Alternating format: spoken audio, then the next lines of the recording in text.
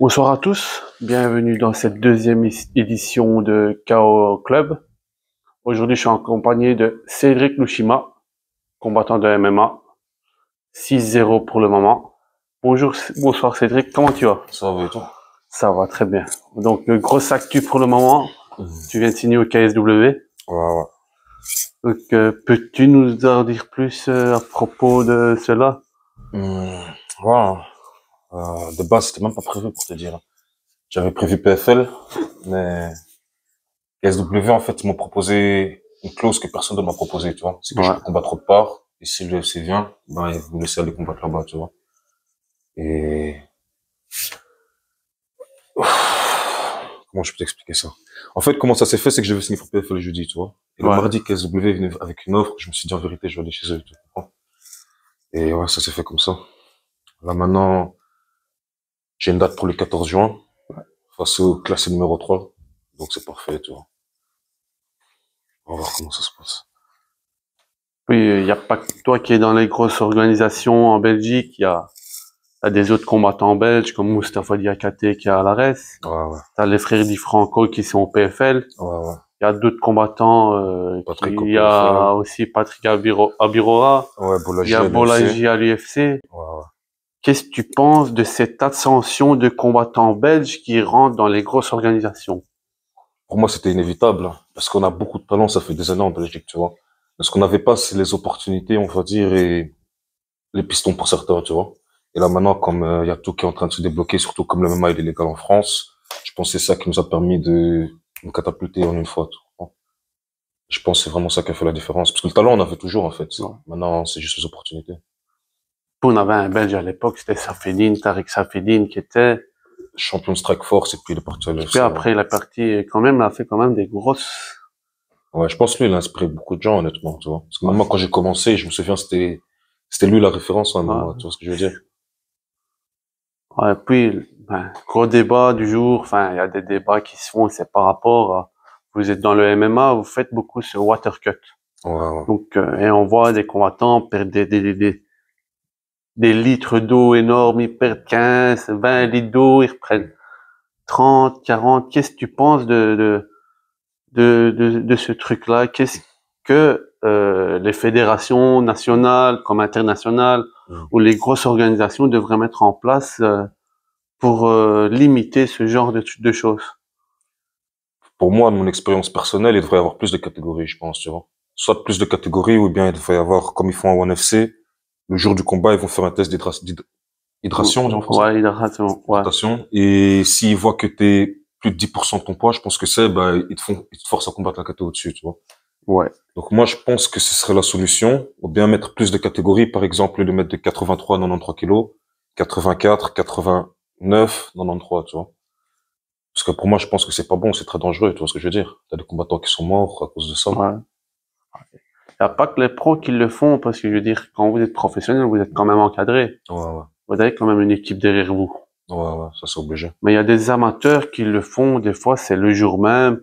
On voit dans certaines compétitions internationales, comme les championnats IMMAF, Ouais. et qui le font le jour même. Qu'est-ce que tu penses de ça? Est-ce qu'il faudrait freiner ça ou mettre des protocoles en place? Pour moi, il faudrait soit faire la pesée la veille, ou bien interdire ça, tout simplement, tu vois. Parce que c'est très dangereux. Je me souviens, quand je suis parti à l'IMAF, j'ai combattu contre un Russe. Et il a cuté, si je dis pas de bêtises, 5 kilos chaque matin du combat pendant 4 jours d'affilée, tu vois. Et ça, je pense pas que c'est très bon pour la santé, tu vois ce que je veux dire. Ça peut te permettre de gagner au jour même, avoir un petit avantage de poids, et encore, pour moi, ça joue pas vraiment, mais c'est plus dangereux qu'autre chose, tu vois ce que je veux Ouais, dire. je vois. Franchement, c'est vrai, tu as raison sur ce point-là. Faudrait, enfin, c'est la santé du boxeur avant tout, on va dire. C'est ça que je veux dire. Enfin, il n'y a pas que dans le MMA, il y a quand même Dans tous les sports de dans tous combat. les sports de combat, ils le font. Ouais, mais pour moi, c'est pas une bonne technique. Moi, perso, par exemple, ce que je fais, c'est que là, maintenant, je suis à 102 kilos. Ouais. Je descends jusqu'à 98, peut-être, la semaine du combat, et les 5 derniers kilos, je peux les perdre à l'eau. Tu vois, ça fait 5% de mon poids. Ça, on va dire, c'est encore, c'est rien du tout. Mais il y a des gens qui font 10 kilos. C'est bien pour, comment tu dis? T'as des gens qui peuvent que tes 10 kilos et faire une putain de performance, tu Ouais. vois. Mais, en général, pour moi, je trouve pas que c'est une bonne chose, parce il y a une vie après le sport, tu vois ce que je veux dire ou pas? Et c'est là que les conséquences vont se voir. Ouais, c'est vrai. C'est vrai, t'as raison. Et voilà, on parle de MMA, on parle de ce genre de choses. Mm. Il y a des gros combattants, je veux dire, dans le MMA qui ont fait ça, des mecs Mm. comme John Jones, Daniel Cormier qui l'ont fait et que après ils ont fait des combats en anthologie. Ouais, ça c'est vrai. Mais moi, je pense que c'est plus psychologique qu'autre chose, si tu vois ce que je veux dire. Donc Cormier, par exemple, il arrivait dans la cage 12-13 kilos de plus que le jour de la pesée. Mais je pense qu'il aurait pu le faire s'il avait 6-7 kilos en plus aussi, tu vois. Là-bas, c'est une autre culture, parce qu'en lutte amateur, c'est comme ça que ça fonctionne depuis des années. Donc je pense que c'est plus de là que leur mentalité vient. Mais pour moi, je pense pas que ça joue un gros avantage, tu vois. J'ai déjà eu des combats où je suis face à un adversaire qui fait 106, 107 kilos le jour de combat. J'étais à 98. Ça a pas joué de différence, tu vois ce que je veux dire ou Notamment, pas? tu l'avais eu lors de ton dernier combat à Ouais. l'Apollo, c'est bien ça. Ouais, l'adversaire, il était, si je me trompe pas, il avait 7 ou 8 kilos plus que moi le jour de la pesée. Enfin, le jour du combat, pardon. Et ça, c'est une catégorie en plus, carrément, tu vois. Et ça a pas joué, en fait. T'as gagné quand même Ouais, j'ai quand même eu la avant la victoire. limite. Donc pour moi, ouais, ça, sauf si t'arrives dans des grandes ligues et que t'es encadré vraiment chaque jour jusqu'au jour du combat, et il y a des grosses sommes en jeu, je peux comprendre, mais sinon, pour moi, ça vaut pas le coup, tu vois.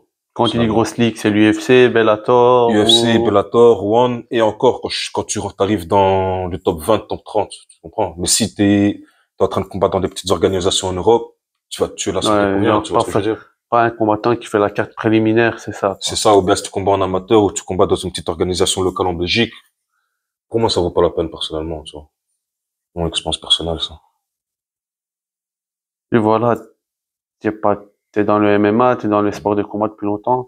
C'est quoi le combat où, franchement, tu t'es dit, ouais, ce combat-là, Mhm. je peux le regarder 50 000 fois chez moi. Il y en a énormément des combats où on va se dire, on peut les regarder autant qu'on veut, Mhm. mais, Moi, ce serait John Jones contre Gustafsson, honnêtement. ouais. Ouais, ouais, ce combat-là, je le regarde au moins une fois par mois, tu vois, une fois la semaine à la limite. Pour moi, c'est un combat exceptionnel. Juste la manière dont, je sais pas si t'as vu le combat. Ouais, Au quatrième round, quand il reste 45 secondes, la manière dont John Jones a retourné le combat, tu te souviens? ouais. Ça, pour moi, c'est ça qui fait les légendes. Tu vois ce que je veux dire ou pas? Et ça, c'est ce combat qui m'a inspiré, parce que je me souviens, John Jones et Anderson Silva, c'est les deux combattants que j'ai commencé à regarder quand j'ai commencé le MMA.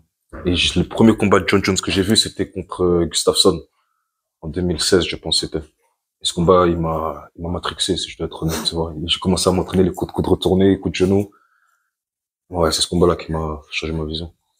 Ah, ici en Belgique, pour le moment, on a des combattants qui sont quand même, je veux dire, de cette lignée-là. Il y a toi notamment au KSW qui va faire une rentrée. T'es quand même dans des combattants qui fait partie de cette lignée-là. Ouais.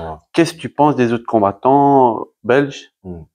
qui commencent à rentrer? T'as pas un combattant que tu te dis, ah ben celui-là, ça va être le mec champion de toutes les organisations ou voilà, t'as peut-être sûrement une préférence. Moi, je veux dire la vérité, le combattant belge qui m'a inspiré, c'est Boulagie, tu vois.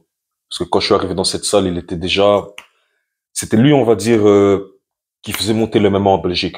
À Bruxelles, en tout cas, tu vois. Et puis, quand il est arrivé à l'UFC, de voir un gars avec qui tu t'entraînes, tu vois où il a commencé, tu te dis, tu te Tu rends dois compte que être c'est comme lui, possible, en fait. Tu vois ce ouais. que je veux dire ou pas? Tu te rends compte que c'est possible et moi, pour moi, c'est lui qui a inspiré beaucoup de gens en Belgique, on va pas se mentir. Tous les gens qui sont venus par après, il était là avant eux, tu vois. Et c'est le Belge à l'UFC là maintenant. Donc, pour moi, ouais, je dirais que c'est lui, Boulanger, pour moi.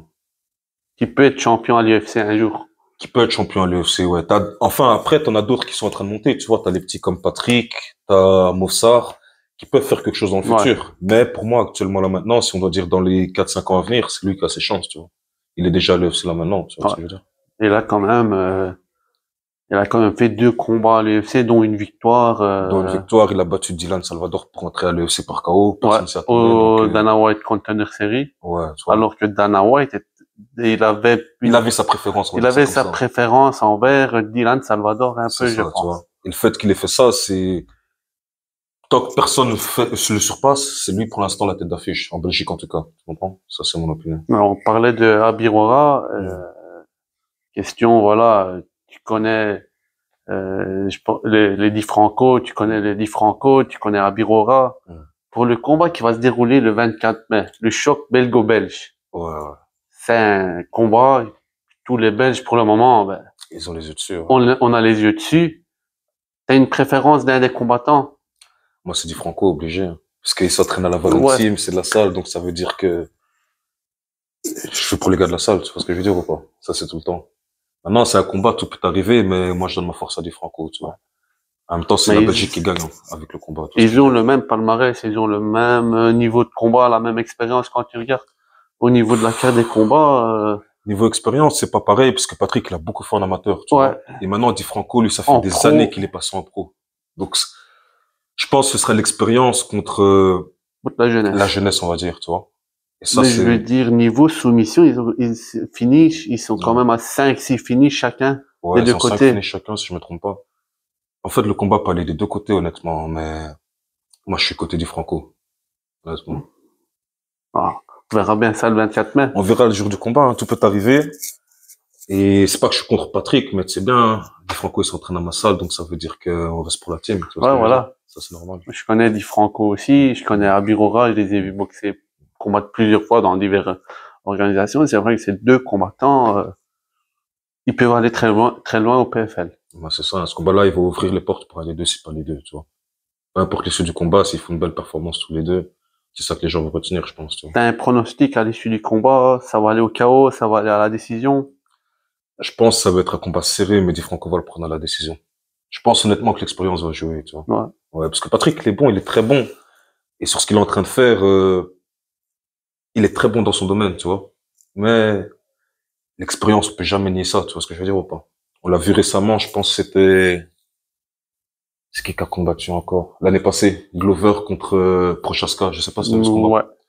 Personne n'a donné ses chances à Glover, tu vois. Il a peut-être perdu à la fin, mais quand tu vois le combat même, sans regarder le résultat, C'est un très beau combat. tu vois ce que je veux dire ou pas? Et donc, tout peut se passer. Ouais. Donc on verra bien le 24 mai. Ouais, C'est ouais, ce que c'est tu ça. dis. Ouais, c'est ça. Je serai là, en tout cas. Ça, je serai là. Et toi, tes projets après le KSW, ça peut être quoi? Ça peut être, voilà, il y a le PFL, il y a le Strike Force, il y a le Bellator, il y a l'UFC. Ce serait quoi tes projets à l'avenir? Moi, c'est obligé. C'est la raison pour laquelle je suis parti au KSW, parce que PFL, si je partais là-bas, la vérité, c'est que c'est très dur de passer du PFL à l'UFC. Ouais, tu vois. Et KSW, surtout avec la clause qu'ils ont mis que je peux combattre autre part, et si l'UFC vient toquer à la porte, je peux partir. Je me suis donné l'objectif de terminer mon contrat, faire mes performances, et si Dieu le permet et tout se passe bien, à l'UFC après ça, après un an ou deux, tu vois. Là, maintenant, j'ai 29 ans, donc ça veut dire que je suis lancé, je suis dans le bain. Là, maintenant, le moteur est lancé, il n'y a plus d'arrêt. Tu vois ce que je veux dire ou pas? Ouais. Dans quelques années, si Dieu le Donc, permet, l'UFC. prendre le titre. Prendre le titre, le défendre, arriver à l'UFC, prendre le titre, le défendre 2 fois, et rentrer à la maison. Ça, c'est l'objectif. Maintenant, je dis pas que ça va être un chemin facile, au contraire.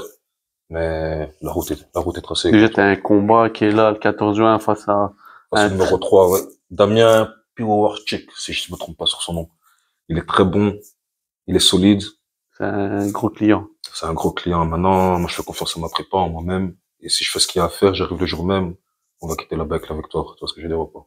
C'est ça l'objectif. C'est ça l'objectif. Ouais, ouais. Pour terminer cette interview, je te remercie.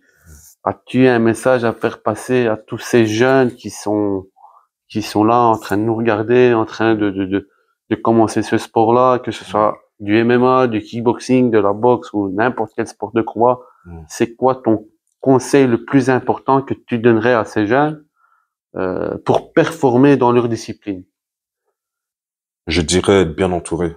Pour moi, personnellement, c'est ça, le plus important. Parce que tu peux avoir tout le talent au monde, tu peux avoir toutes les opportunités, mais si tu as un mauvais entourage autour de toi, on le voit très régulièrement dans le sport, c'est que ça va mener à nulle part. Tu comprends? Mauvais entourage, c'est pas nécessairement que les entraîneurs, ça peut être les Non, amis, ça peut être voilà, c'est un tout. ouais, ça en tout, mais je parle vraiment dehors de la salle pour moi, tu vois. Parce que, oui, quand on a la salle, on a l'entraîneur, on a les partenaires d'entraînement, c'est peut-être 2, 3 heures sur la journée. Si on s'entraîne 2 fois par jour, 4, 5 heures, ça fait 10, 12 heures sur la journée où on n'est pas à la salle avec les entraîneurs, tu vois. Et pour moi, c'est ce qu'on fait en dehors de la salle, c'est le conseil que je donne, c'est être très bien entouré, avoir des gens qui veulent le meilleur pour toi et jamais lâcher. Si tu penses que tu peux le faire, ben, tu vas à fond, tu te retournes pas et tu te lances. Si Dieu est avec toi, il n'y a rien que tu peux pas faire. Tu vois ce que je veux dire? Ça, c'est mon opinion. C'est le message que j'ai à faire Donc passer. c'est avoir une hygiène de vie correcte, c'est ça. Une hygiène de vie correcte, ouais. Ça, c'est le plus important. Parce que sinon, tout le talent au monde, ça ne servira à rien. C'est mon opinion. Ouais. Merci à toi, Cédric, pour ce reportage. C'était agréable de partager ce moment avec toi. Ouais, pas de On te souci. souhaite une bonne préparation pour le prochain combat, pour le KSW du 14 juin. Merci. On attendra donc la réponse du combat du 24 mai à Birora Di Franco Ouais, ouais. et à voir ce qui va se passer à l'avenir avec ce combat. Ouais, c'est ça. Parce Faut que pas oublier aussi, il y a Mustapha Diakhaté qui combat Alares, le 14 mai ou le 18 mai, si je dis pas de bêtises. c'est Di- le 16 mai, il y a le 10 mai, c'est un des frères. Ah oui, Di Franco va combattre le 10 mai au tournoi PFL. Ouais. Mustapha va combattre la semaine d'après. Et une semaine après, c'est Une semaine après, c'est l'autre Di Franco. Puis après, c'est moi encore le mois d'après. Donc, ça veut dire que donnez de la force à vos combattants belges, les gens. Attendez pas qu'on arrive au sommet pour commencer à donner de la force. Faites-le maintenant. merci à vous pour avoir regardé cette émission KO Club pour la deuxième émission. On se retrouve prochainement pour la troisième émission. À bientôt. Os.